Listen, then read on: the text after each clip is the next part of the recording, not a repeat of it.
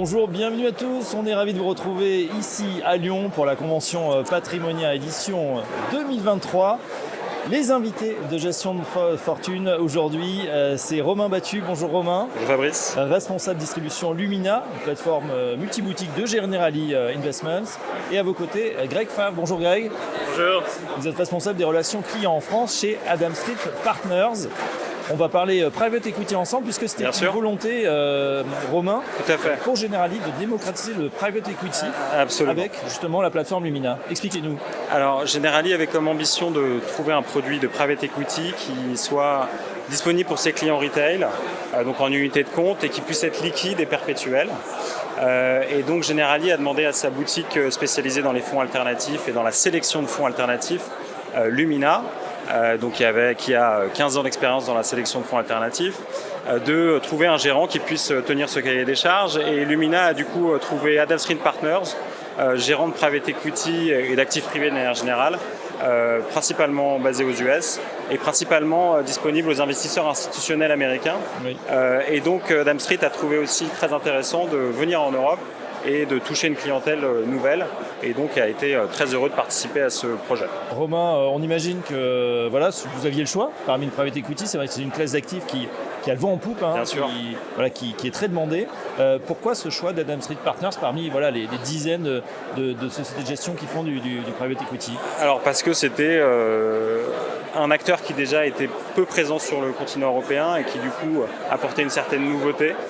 Qui puisse gérer un fonds multistratégie, qui puisse être le plus diversifié possible, et ce très rapidement. Adam Street gère, je crois, plus de 50 milliards d'actifs sous gestion, et du coup avait la capacité à éviter cette fameuse courbe en J,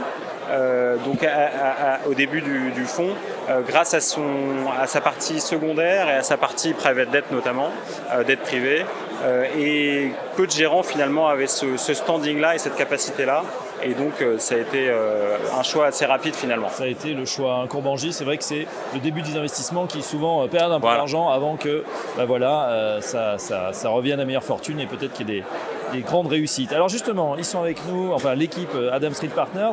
On est en compagnie donc de Greg Favre. Bonjour à vous Greg. Pouvez-vous nous présenter justement Adam Street Partners, donc heureux lauréat, j'allais dire, oui, pour la sélection Generali Lumina. Oui, bien sûr. Donc aujourd'hui, c'est vrai que tu l'as annoncé, on est un des gérants les plus respectés de la place du marché, avec plus de 5 décennies d'expérience, de savoir-faire sur les marchés privés, avec des activités dans le private equity et dans la dette privée uniquement. Donc on est très pure play, on n'a pas d'autres activités que celle-là, ce qui nous permet d'être très ciblés dans notre approche d'investissement. Chose importante, c'est qu'on est principalement un investisseur pour le compte d'investisseurs institutionnels, c'est-à-dire que nos clients sont typiquement des assurances, des fonds de pension, et qu'aujourd'hui on avait trouvé en fait avec Generali et avec Lumina une ambition commune à créer, à démocratiser cette offre pour les marchés privés, spécifiquement en France, à travers cette structure d'unité de compte. Oui, c'est vrai que souvent sur ces marchés, on a des performances assez bonnes, plutôt à 2 chiffres même. C'est vrai que c'était un marché réservé aux institutionnels. Et bonne nouvelle, ça sera désormais pour le marché des particuliers, pour les épargnants. Une question, Greg, c'est vrai qu'on a beaucoup parlé de cette nouvelle classe d'actifs, enfin nouvelle, pas si nouvelle que ça, mais en tout cas qui rentrait dans le portefeuille de plus en plus d'épargnants. Comment s'est comporté ce marché du private equity pour ces 3 premiers trimestres, puisque le contexte en 18 mois a radicalement changé? D'un mot, des taux pratiquement à zéro. On est passé à 3, 4, 5 et même plus aux États-Unis. Dans ce contexte, comment se passe ce marché du private equity? Non, c'est une excellente question. Et aujourd'hui, la première chose à établir, c'est que les marchés privés, tout en étant illiquides, ont néanmoins une allocation, une corrélation certaine au marché coté. À partir de là, donc, c'est important de résumer que les marchés cotés sont portés de manière plus ou moins stable sur la première moitié de l'année ou les premiers 9 mois. On a vu principalement la technologie très porteuse. Mais là, chose importante, c'est bien le fait de voir que sur les marchés américains, par exemple, nous sommes principalement actifs. C'est les plus grosses entreprises de technologie, telles Apple et d'autres, qui portent les indices de marché, tandis que le reste du marché est lui, peut-être un peu moins fort.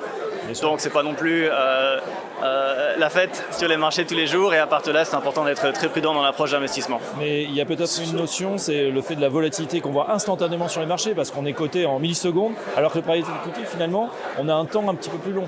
C'est exactement ça. Et aujourd'hui, notre vue sur les marchés privés cette année, c'est que la performance est conforme aux attentes. On est, pour le compte du fonds avec Lumina, dans des performances positives depuis le début de l'année, ce qui est à noter, on en est très fiers. Et surtout ici, dans l'attente d'avoir des signaux des marchés, on en reparlera dans un instant, un peu plus concrets, tant qu'à une reprise potentielle justement et à un nouveau cycle de marché.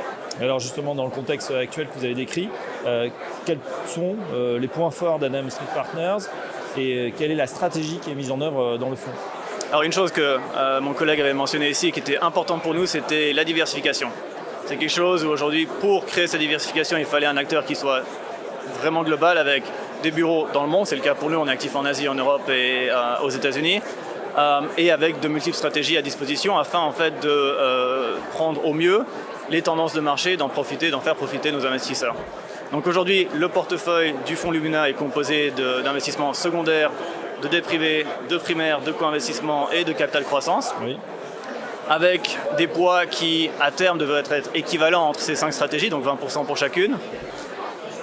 C'est à noter que le fonds a moins de 3 ans d'activité, donc on est encore aujourd'hui pas dans les balbutiements du fonds, on a une performance qui est établie, on a un portefeuille qui est très diversifié avec plus de 2000 lignes, mais néanmoins quand on parle du private equity, et vous le mentionnez, la performance prend du temps à mûrir, et à partir de là, nous on considère que typiquement, un investissement de private equity ne peut être jugé qu'après 4 à 5 ans. Donc aujourd'hui on est ravis, 4 à 5 ans minimum.